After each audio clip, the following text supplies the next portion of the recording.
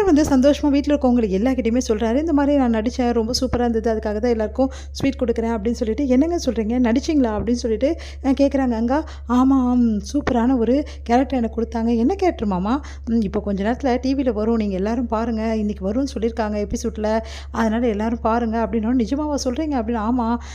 எங்கடா நீ வரவே வரல அப்படின்னு சொல்லிட்டு கேட்டவொடனே, இங்கே பாருங்கள் நான் வந்துட்டேன் அப்படின்னோடனே பார்த்தா போஸ்ட்மேனாக வந்து வராரு. அதை பார்த்து, டே இதுக்காடா இவ்வளோ ஆர்ப்பாட்டம் பண்ண, சும்மா போஸ்ட்மேனாக வர்ற, என்ன இப்படி சொல்லிட்டீங்க, இதெல்லாம் கிடைக்கிறது எவ்வளோ வந்து கஷ்டம் தெரியுமா, நிறைய பேர் சும்மாவே நின்றுட்டு போவாங்க, எனக்காவது ஒரு டைலாக் கிடச்சிருக்கு அப்படின்னு சொல்லிட்டு நான் பெருமைப்படுறேன் அப்படின்னா. ஆமாங்க, உண்மையிலே நல்ல விஷயம் தான் அப்படின்னு சொல்லிட்டு எல்லோரும் பாராட்டுறாங்க. பாட்டி நீங்கள் வேறு, இதுக்கெல்லாம் சான்ஸ் கிடைக்காம எவ்வளோ பேர் கஷ்டப்படுறாங்க தெரியுமா, மாமா உண்மையிலே கிரேட்டு அப்படின்னு சொல்லிட்டு எல்லாம் சொன்னாலும் சந்தோஷப்படுறாரு குமரன்.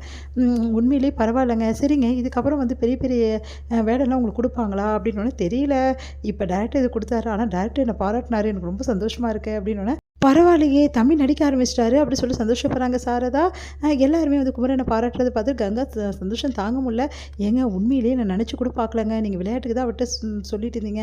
இல்லை கங்கா, நான் சீரியஸாக சொல்ல. சரிங்க நீங்கள் சீரியஸாக சொன்னீங்க, ஆனால் அவர் விளையாட்டாக தான் எடுத்துக்கலான்னு நினச்சேன், ஆனால் அவர் இவ்வளோ பெரிய சான்ஸ் கொடுப்பான்னு நினச்சி கூட பார்க்கல, பெரிய விஷயங்க அப்படின்னு சொல்லி சொன்னோன்னே, இதுக்கப்புறம் வந்து சான்ஸ் கிடைக்குமான்னு பார்க்கலாம், அவர் நம்மக்கிட்ட தான் ரெகுலராக வராரு, கண்டிப்பாக இதுவாக வந்து கூப்பிடுவார் கங்கா, இது சின்ன இது நடிப்பு தானா, இதுக்கப்புறம் நிறைய நடிக்கிறதுக்கு சான்சஸ் கிடைக்குமா அப்படின்னா. நிஜமாக வாங்க, ஆமாம் அப்படிக்காண்டி சான்ஸ் கிடச்சிச்சுன்னா ஈஸியாக நம்ம வந்து முன்னுக்கு வந்துடலாங்க அப்படின்னு சொல்லிட்டு சந்தோஷப்படுறாங்க ரெண்டு பேரும். காவேரி வந்து வீட்டுக்கு வந்தோடனே எல்லாருமே வந்து காவேரியை பாராட்டுறாங்க. சூப்பர் காவேரி, உண்மையிலேயே எவ்வளோ நல்ல வேலைமா பண்ணிட்டேன் அப்படின்னு சொல்லிட்டு தாத்தா பாட்டி எல்லாருமே வந்து சந்தோஷப்படுறாங்க. நீ இவ்வளோ பொறுப்பாக இருக்கிறத பார்த்துட்டு எனக்கு நிம்மதியாக இருக்குது, இதுக்கப்புறம் குடும்ப பொறுப்புகள் எல்லாத்தையுமே வந்து வீட்டு பொறுப்பெல்லாம் உங்ககிட்டே ஒப்படைக்கலான்னு இருக்கம்மா அப்படின்னு சொல்லிட்டு பாட்டி சொன்னேன். பாட்டி உங்கள் அளவுக்கு எனக்கு வரவே வராது பாட்டி, பக்குவம் நீங்களே பார்த்துங்க, ஏதாவது ஒன்று என்கிட்ட சொல்லுங்கள் நான் செய்கிறேன். நான் சரிம்மா, கூடி சீக்கிரம் நீ தான் பார்த்துக்கணும் புரியுதா அப்படி சொல்லிட்டு போகிறாங்க பாட்டி. தாத்தா சந்தோஷப்படுறாரு. காவேரி பரவாயில்லையே, பாட்டி இம்ப்ரெஸ் பண்ணியிருக்கேன் நீ அப்படின்னோடனே. ஆமாம் தாத்தா, எனக்கு அதிசயமாக இருக்குது, பாட்டி எங்கிட்ட இப்போ நல்லா பேசுகிறாங்களே அப்படி சொல்லி சந்தோஷப்பட்டு இருக்காங்க. சரி தாத்தா, அவர் எங்கே தாத்தா அப்படின்னோடனே. என்னம்மா அவர் தானே, ஆமாம் விஜய் உள்ளதாம்மா இருக்கான் அப்படின்னோடனே. தாத்தா இன்றைக்கி ஒரு விஷயம் நடந்துச்சு தெரியுமா, என்ன நடந்துச்சு, அங்கே நான் போகிறதுக்கு முன்னாடியே இந்த மாதிரி நான் தான் வருவேன், என் ஒய்ஃப் வருவா, எல்லாமே வந்து பார்த்துக்குங்க நல்லபடி அப்படின்னு சொல்லிட்டு வந்து ஃபோன் போட்டு சொல்லியிருக்காரு தாத்தா. எனக்கு எவ்வளோ சந்தோஷமாக இருக்குது தெரியுமா, எங்கே போனாலும் என்னை நல்லா கவனிச்சிக்கணும்னு நினைக்கிறேன், நல்ல விஷயம் தானே தாத்தா அப்படின்னோடனே. நீ அவனை நல்லா கவனிச்சிக்கிறம்மா, அதான் உன்னையும் அவங்க நல்லா கவனிச்சிக்கிறான் அப்படின்னோடனே. தாத்தா இதெல்லாம் உங்களுக்கு புரியாது தாத்தா. எனக்காமா புரியாது, எனக்கு எல்லாமே புரியுமா அப்படின்னு சொல்லிட்டு மனசில் நினச்சிக்கிறாரு. சரிம்மா விஜய்கிட்ட போய் சொல்லு அங்கே என்ன நடந்ததுன்னு. தாத்தா அதெல்லாம் விடுங்க தாத்தா, அங்கே பாவம் தாத்தா அங்கே இருக்கிறவங்கலாம் அப்படின்னு சொல்லிட்டு அங்கே இருக்கிறவங்கள பற்றியெல்லாம் வந்து பேசிகிட்டு இருக்காங்க. அடுத்து வந்து காவேரி வந்து விஜய் ரூமுக்கு போகிறாங்க. இங்கே விஜய் வந்து ஏதோ ஃபோனில் வச்சு பார்த்துட்ருக்காரு. அதை பார்த்து காவேரியை பார்த்துட்டோம் மறைக்கிறாரு.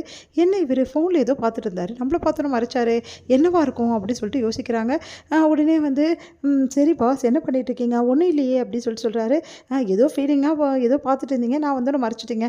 அப்படிலாம் ஒன்றும் இல்லை காவேரி, சும்மா தான் அப்படின்னோடனே. ட்ரிப்பெல்லாம் எப்படி இருந்தது, அங்கெல்லாம் போயிட்டு வந்தது எல்லாம் எப்படி இருந்தது அப்படின்னு சொல்லிட்டு எல்லாத்தையும் பற்றி கேட்குறாரு. காவேரி எல்லாத்தையும் பற்றி சொல்லிட்டு இருக்காங்க. உண்மையிலேயே எனக்கு சந்தோஷமாக இருக்குது, என்ன நான் சந்தோஷப்படுறதோட வீட்டில் எல்லாருமே ரொம்ப சந்தோஷமாக இருக்காங்க, தாத்தா பாட்டலாம் நீ போயிட்டு வந்தது ரொம்ப நன்றி காவேரி அப்படின்னோடனே. என்னங்க நீங்கள் இதுக்கெல்லாம் வந்து தேங்க்ஸ் சொல்லுவாங்க அப்படின்றாங்க. சரி அது போட்டுங்க, நீங்கள் என்ன ஃபீல் பண்ணிகிட்ருக்கீங்க, ஏதாவது பிரச்சனையா அப்படின்னா. ஒன்றும் இல்லை அப்படின்னு சொல்கிறாங்க. இங்கே பாருங்கள் எல்லாருக்குமே நிறைய பிரச்சனை இருக்குது, ஆனால் நம்ம சந்தோஷத்தை வந்து என்றைக்குமே வந்து தள்ளி போடக்கூடாதுங்க.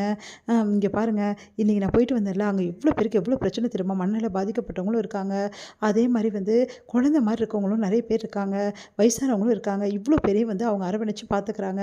அதெல்லாம் பார்க்கும்போது நம்ம துக்கம் வந்து பெரிய விஷயமே கிடையாதுங்க அப்படி சொல்கிறாங்க.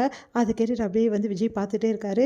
அதனால தான் சொல்கிறேன், எப்போவுமே சந்தோஷமாக இருக்கேன், எல்லா துக்கத்தையும் வந்து ஓரம் கட்டுங்க, ஓகேவா அப்படின்னோடனே. உண்மையிலேயே உங்ககிட்ட பேசினா சந்தோஷம் ஆட்டோமேட்டிக்காக வந்துடும் அப்படின்னு சொல்லிட்டு சந்தோஷப்படுறாரு விஜய். காவேரி வந்து ஃப்ரெஷ்அப் ஆகிட்டு வரேன்னு சொல்லிட்டு உள்ளே போகிறாங்க. விஜய் வந்து தாத்தா கூப்பிட்டாருன்னு சொல்லிட்டு வெளியே போகிறாரு. அப்போ விஜய் ஃபோனை வச்சுட்டு போயிடுறாரு. உடனே காவேரி குளிச்சுட்டு வெளியே வராங்க. வந்து ஃபோனை பார்க்குறாங்க. வேறு ஏதோ பார்த்துட்டு இருந்தாரு, நம்ம வந்து மறைச்சாரு, என்னவா இருக்கும்னு சொல்லிட்டு ஃபோனை எடுத்து பார்க்குறாங்க. இது முடியுது.